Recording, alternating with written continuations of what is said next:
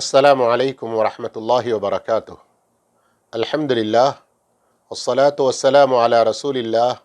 اما بعد۔ نکاح کے اسباق۔ دوسرا سبق، طلاق، خلا اور غیر مسلموں سے نکاح کے احکام۔ طلاق بذات خود اچھی چیز تو نہیں ہے، لیکن ازدواجی زندگی میں کبھی ایسا ہو سکتا ہے شوہر اپنی بیوی کے ساتھ گزارا نہ کر سکے یا بیوی اپنے شوہر کے ساتھ گزارا نہ کر سکے، یا اس طرح کی کوئی اور مجبوری کی صورت بن جائے کہ میاں بیوی کے درمیان میں نباہ مشکل ہو، تو ایسی صورت میں اللہ رب العالمین نے طلاق کی اجازت دی ہے، لیکن کچھ باتوں کا خیال رکھنا انتہائی ضروری ہے۔ نمبر 1، حالت حیض میں طلاق نہ دے۔ اگر کسی نے حالت حیض میں اپنی بیوی کی ماہواری کی حالت میں طلاق دیا تو اس نے ایک بہت بڑے گناہ کا کام کیا، اللہ اور اس کے رسول کی نافرمانی کی اور ایک حرام کام کا مرتکب ہوا۔ ایسی صورت میں شوہر پر واجب ہے کہ وہ فوری طور پر اپنی بیوی کو واپس کر لے اور اس کو بیوی بنا کر اس کے ساتھ زندگی گزارتا رہے، اور جب وہ پاک ہو جائے تو تب طلاق کے بارے میں سوچے، بلکہ زیادہ بہتر یہ ہے پاک ہونے کے بعد ایک اور مرتبہ جب اسے ماہواری آ جائے، پھر پاک ہو جائے تو اس کے بعد طلاق دے۔ نمبر 2، جس پاکی کی حالت میں اس کے ساتھ ہم بستری کیا ہے، اس پاکی کی حالت میں بھی طلاق دینا صحیح نہیں ہے۔ ہاں، اگر حمل واضح ہو گیا تو پھر حمل کی حالت میں طلاق دینا جائز ہے۔ اگر کسی نے اپنی بیوی کو طلاق دینے کا پختہ ارادہ کر لیا تو وہ اپنی بیوی کے ماہواری سے پاک ہونے کا انتظار کرے۔ جب پاک ہو جائے، غسل بھی کر لے، تو پھر اس کے بعد اس پاکی کی حالت میں اس کے ساتھ ہم بستری نہ کرے اور اس کو ایک طلاق دے دے۔ طلاق کی وجہ سے بیوی کو اپنے شوہر سے الگ ہونا پڑتا ہے تو اب یہاں کئی مسائل پیدا ہوتے ہیں جن کے بارے میں جاننا ضروری ہے، تو آئیے ذرا توجہ فرمائیے۔ نمبر 1، عدت گزارنا واجب ہے۔ شوہر عقد نکاح کے بعد اپنی بیوی سے ہم بستری کر چکا ہو یا اس کے ساتھ تنہائی میں مل چکا ہو تو ایسی صورت میں اس پر عدت گزارنا واجب ہے۔ اگر شوہر نے ہم بستری کے بغیر اور تنہائی میں ملاقات کے بغیر ہی اسے طلاق دے دیا تو ایسی صورت میں اس عورت پر کوئی عدت نہیں ہوگی۔ عدت کا کیا مطلب ہے؟ اس کی 3 شکلیں ہیں، ذرا ان کو ذہن میں رکھیے گا۔ جس عورت کو ماہواری آتی ہو وہ 3 حیض، 3 ماہواری تک عدت گزارے گی، اور جسے ماہواری نہ آتی ہو وہ 3 مہینے عدت گزارے گی۔ اور تیسری شکل، جو خاتون حمل سے ہو تو اس کی زچگی کا ہو جانا ہی اس کی عدت کا پورا ہونا ہے۔ ان تینوں چیزوں کا ذکر سورۃ الطلاق میں موجود ہے۔ عدت مقرر کرنے کی بہت ساری حکمتیں اور بہت سے فائدے ہیں۔ ایک بہت بڑا فائدہ یہ ہے شوہر کو عدت کے اندر اپنی بیوی کو رجوع کرنے کا حق حاصل ہو، پھر اسے بیوی بنا کر اس کے ساتھ زندگی گزارنے کا حق حاصل ہو، اور اسی طرح یہ بھی پتہ چلے کہ آیا اس شوہر کے ساتھ اس عورت کو حمل ٹھہرا ہے اور اس عورت کے پیٹ میں جو بچہ پرورش پا رہا ہے وہ اسی کی نسل کا ہے۔ نمبر 2، اگر اس طلاق سے پہلے 2 مرتبہ اور سنت کے مطابق ہی مرد نے اپنی بیوی کو طلاق دیا ہو اور اب یہ تیسری مرتبہ کی طلاق ہو تو ایسی صورت میں یہ عورت اب اس پر بالکل حرام ہو جائے گی۔ اس کی تھوڑی سی تفصیل یہ ہے کہ ایک آدمی نے اپنی بیوی کو طلاق دیا سنت کے مطابق، عدت کے اندر اس کو رجوع کیا یا عدت گزرنے کے بعد اس سے نئی شادی کی اور زندگی گزارتا رہا، پھر دوسری مرتبہ کسی اور وقت میں طلاق دیا، عدت کے اندر اس کو رجوع کر لیا یا عدت گزر جانے کی وجہ سے اس سے نئے سرے سے شادی کر لی۔ اب اگر یہ تیسری بار کی طلاق ہو تو ایسی صورت میں وہ عورت اس پر حرام ہو جائے گی۔ اب اس عورت کو نہ وہ رجوع کر سکتا ہے، نہ عدت ختم ہونے کے بعد اس سے دوبارہ شادی کر سکتا ہے، الا یہ کہ وہ عورت اپنی مرضی سے کسی اور جگہ شادی کر لے، زندگی گزارنے کے ارادے سے ہو، پھر اس کے بعد وہ شوہر مر جائے یا کسی وجہ سے ان میں انبن ہو جائے تو وہ طلاق دے دے سنت کے مطابق، تو پھر اس کے بعد کہیں جا کر وہ عورت اپنے پہلے شوہر کے لیے حلال ہو سکتی ہے۔ لیکن یاد رہے، پہلے شوہر کے لیے حلال ہونے کی خاطر درمیان میں ہمارے معاشرے میں رائج سانڈ پن کے طریقے، حلالے کے جھوٹے طریقے اختیار کر کے اللہ اور اس کے رسول کی لعنتوں کے مستحق نہ بنے۔ الگ الگ وقتوں میں 3 مرتبہ طلاق کی یہ جو گنجائش اللہ رب العالمین نے رکھی ہے، اور تیسری طلاق کے بعد عورت کو اپنے شوہر پر جو حرام قرار دیا ہے، تو اللہ تعالی نے عورتوں پر بہت بڑا احسان کیا ہے تاکہ وہ اپنے شوہروں کے ظلم کی چکی میں پستی نہ رہ جائیں۔ اب آئیے ہم خلا کے بارے میں جانتے ہیں۔ خلا کا مطلب ہے کہ عورت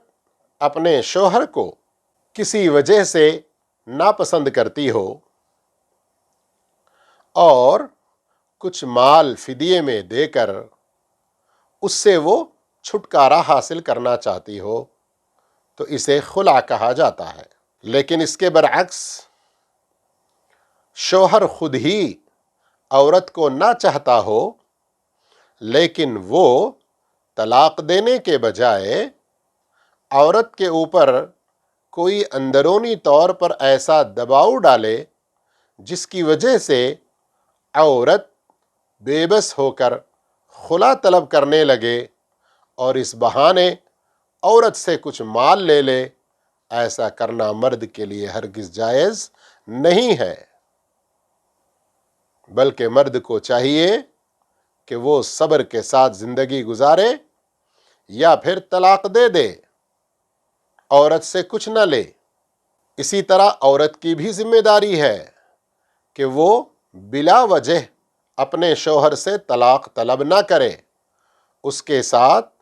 چھٹکارا حاصل کرنے کی کوشش نہ کرے، ورنہ یہ اللہ کے پاس مجرمہ کی حیثیت سے پیش ہوگی۔ ہاں، واقعتاً اگر زندگی گزارنا مشکل ہے تو ایسی صورت میں وہ خلا لے سکتی ہے اور شوہر کو مال واپس کر سکتی ہے، اور شوہر پر یہ واجب ہے کہ وہ اپنی بیوی سے جو مہر اس کو دیا ہے اس سے زیادہ ہرگز نہ لے، بلکہ اگر ہو سکے وہ بھی چھوڑ دے۔ اب آئیے نکاح کو باقی رکھنے یا ختم کرنے کے اختیار کے بارے میں کچھ جانیں گے۔ کسی معقول سبب کی وجہ سے میاں بیوی دونوں اپنے نکاح کو باقی رکھنے یا اسے ختم کر دینے کا حق رکھتے ہیں۔ مثلا شوہر بیوی میں یا بیوی اپنے شوہر میں کوئی ایسی بیماری یا کوئی ایسا عیب جس کی وجہ سے وہ حق ازدواجیت پوری طرح نہ ادا کر سکتے ہوں دیکھ لیں، جو نکاح سے پہلے یا عقد نکاح کے موقع پر ظاہر نہیں ہوا، تو ایسی صورت میں فریق ثانی کو اس نکاح کو باقی رکھنے یا اس کو ختم کر دینے، فسخ کرنے کا حق باقی رہتا ہے، لیکن اس کی کچھ شرائط اور اس کا کچھ طریقہ آئیے ہم جانتے ہیں۔ میاں بیوی میں سے کوئی ایک پاگل ہو یا ایسی بیماری ہو جس کی وجہ سے وہ نکاح کے مقصد کو پورا نہیں کر پاتے ہیں، ایسی صورت میں یا اس سے ملتی جلتی صورتوں میں فریق ثانی کو یہ حق حاصل ہے کہ وہ نکاح کو فسخ کر دے۔ اگر یہ فسخ نکاح کا معاملہ پہلی ہم بستری سے پہلے کا ہو تو ایسی صورت میں شوہر کو اگر اس نے حق مہر پورا دیا بھی ہے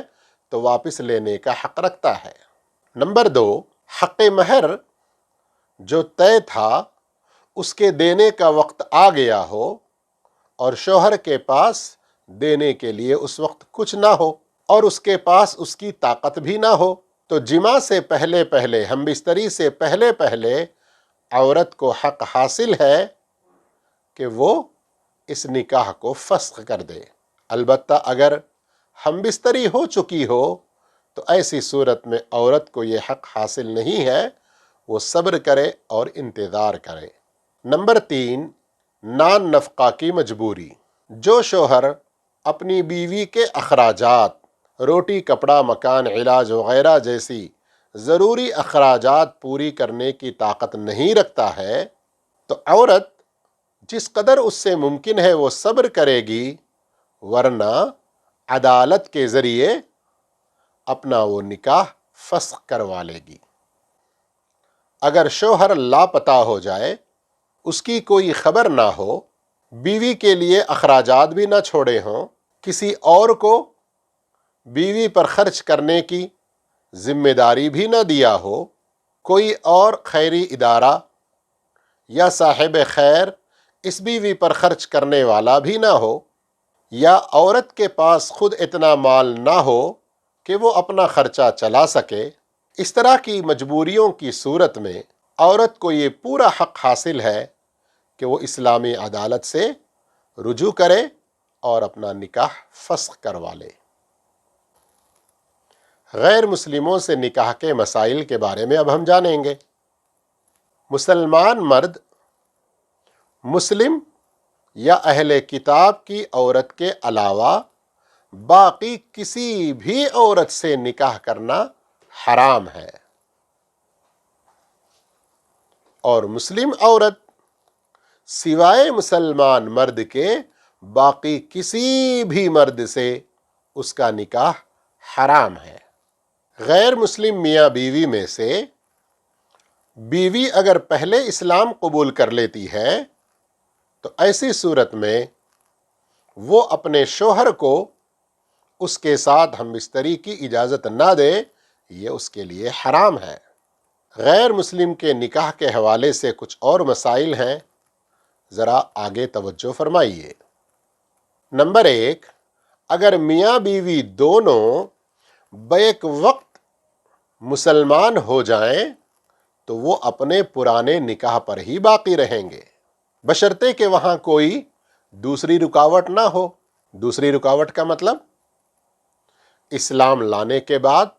ان دونوں میں کوئی ایسا پرانا رشتہ نہ ہو جس کی وجہ سے اسلامی اعتبار سے ان کا میاں بیوی بن کر رہنا درست نہ ہو۔ اگر ایسی کوئی صورتحال ہوئی تو ان دونوں میں تفریق کر دی جائے گی۔ کوئی میاں بیوی اہل کتاب میں سے تھے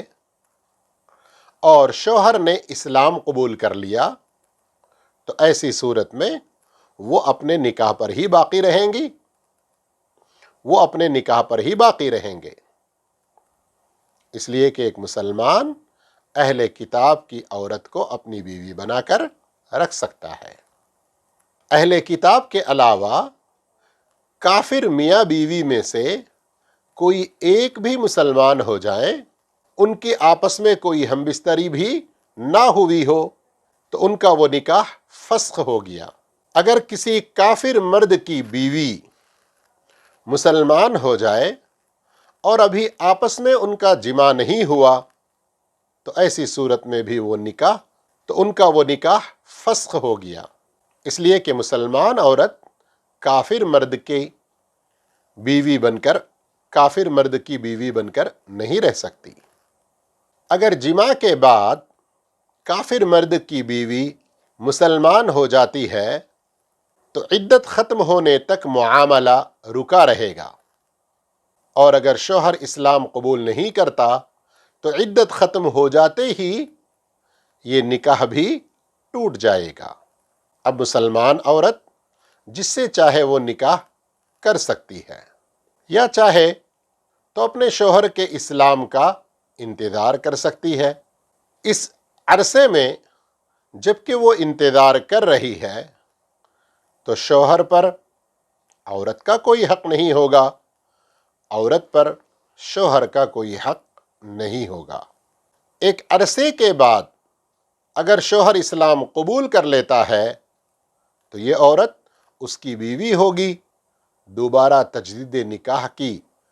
کوئی ضرورت بھی نہیں ہوگی۔ اس کے برعکس ایک کافر مشرک عورت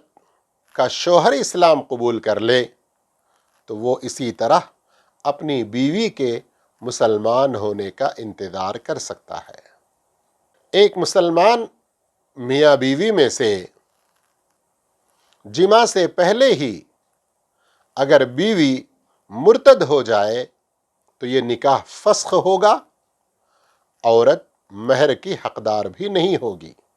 اور اگر شوہر مرتد ہو جائے تو نکاح فسخ ہوگا اور اسے آدھا مہر بھی دینا ہوگا۔ اگر میاں بیوی میں سے مرتد ہونے والا دوبارہ مسلمان ہو جائے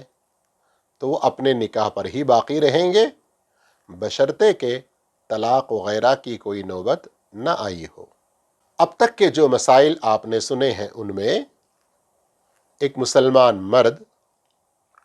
اہل کتاب یہود و نصارہ کی عورتوں سے شادی کر سکتا ہے، یہ بات آپ نے سنی، تو آئیے تھوڑی سی اس کی اور تفصیل ہم جانتے ہیں۔ اللہ سبحانہ و تعالی نے نکاح کو حلال کیا تو اس کا ایک مقصد تھا کہ اخلاق کی اصلاح ہو، غلط کاموں سے معاشرہ پاک ہو، شرمگاہوں کی حفاظت ہو، سماج میں مسلم معاشرے میں اللہ کے قانون پر عمل ہو، اور ایک ایسی امت پیدا ہو جو اشہد ان لا الہ الا اللہ وان محمد الرسول اللہ پر پوری طرح سے قائم ہو۔ اس طرح کے یہ اونچے اور نیک مقاصد اسی وقت حاصل ہو سکتے ہیں جب ایک نیک خاتون سے، دیندار خاتون سے، اچھے اخلاق والی خاتون سے ایک مسلم مرد نکاح کرے۔ اس کے برعکس اگر کوئی مسلمان کسی اہل کتاب کی عورت سے نکاح کرتا ہے تو پھر خود اس کی اپنی ازدواجی زندگی میں ہو یا اس طرح کی بہت ساری شادیاں ہوئیں تو ایک مسلم سوسائٹی میں، معاشرے میں کیا خرابیاں ہو سکتی ہیں، آئیے ذرا ہم ایک جائزہ لیتے ہیں۔ گھریلو ماحول میں کیا خرابیاں ہوتی ہیں؟ چھوٹے گھرانوں میں اگر شوہر مضبوط مزاج کا مالک ہو تو وہ اپنی عورت پر اثر انداز ہو سکتا ہے، اور اس کے نتیجے میں یہ امید کی جا سکتی ہے کہ اہل کتاب کی جس عورت کو وہ شادی کر کے لایا ہے وہ بھی مسلمان ہو جائے اور ایک اچھی مسلمان عورت کی طرح زندگی گزارے۔ لیکن اس کے الٹ ہونے کا بھی خطرہ ہے، یعنی مرد مضبوط مزاج والا نہ ہو تو ایسی صورت میں عورت اس پر اپنا اثر ڈالے گی۔ اب جو کام اس عورت کے باطل دین اور اس کے نظریات کے مطابق ہیں وہ اس گھر میں عمل میں لانے کی کوشش کرے گی، جس کے نتیجے میں حرام کھانا پینا گھر میں چلتا رہے گا، بے پردگی جیسی چیزیں گھر میں عام ہوتی جائیں گی، اور اگر وہ اپنے دین پر سخت ہو تو ایسی صورت میں وہ ہفتے واری اپنی عبادت گاہوں میں جانا یا عبادت کے کچھ رسوم گھر میں ادا کرنا، جس کی وجہ سے آنے والی نسل اسی نہج پر پروان چڑھتی رہے گی، تو ایک مسلم گھرانے میں غیر اللہ کی عبادت کرنے والے، اسلام کا مذاق اڑانے والے، اسلام کے خلاف دوسرے کاموں کو بڑھاوا دینے والے، اس طرح کی برائیوں کا عام ہو جانا یہ کتنی بڑی خرابی کی دلیل ہے۔ مثل مشہور ہے، جو آدمی جس عادت پر بڑا ہوتا ہے وہ اسی پر مرتا ہے۔ تو بچے ایسی ماں کی پرورش میں جب رہیں گے تو وہ ایک ٹھوس پختہ اچھے مسلمان کیسے بن سکتے ہیں؟ نمبر 2، اسلامی معاشرے پر کیا اس کے اثرات مرتب ہوں گے؟ اسلامی معاشرے میں اہل کتاب کی عورتوں کی کثرت یہ ایک بہت خطرناک معاملہ ہو جائے گا۔ اس طرح وہ امت مسلمہ کے درمیان میں بیٹھ کر ان کی مضبوط دیواروں کو کھوکھلا کرتی رہیں گی، اپنے غلط نظریات کو پھیلاتی رہیں گی۔ مسلم معاشرہ اپنے اسلامی بنیادوں پر ٹھوس اور مضبوط جو کھڑا رہنا ہے وہ ٹوٹ پھوٹ کا شکار ہو جائے گا، اس لیے کہ ان کے دین میں مرد عورت کا آزادانہ اختلاط ہے، جبکہ اسلام میں اس طرح سے نہیں ہے۔ ان کے ہاں پردہ نام کی کوئی چیز نہیں ہے، اسلام میں یہ بہت بڑی عبادت ہے عورتوں کے لیے۔ اسی طرح اور دوسری بہت ساری اسلام کے خلاف کئی چیزیں ان کے ذریعے مسلم معاشرے میں پنپتی رہیں گی۔ اس لیے قرآن میں جو اجازت دی گئی اہل کتاب کی عورتوں سے شادی کی، وہ کسی ایک خاص موقع پر کچھ محدود فائدوں کی بنیاد پر، لیکن یہ عام حکم نہیں ہے۔ اللہ تعالی ہم تمام کو اپنے دین کے سارے مسائل قرآن و حدیث کی روشنی میں سمجھ کر عمل کرنے کی توفیق عطا فرمائے، آمین۔ وآخر دعوانا ان الحمد للہ رب العالمین، والسلام علیکم ورحمۃ اللہ وبرکاتہ۔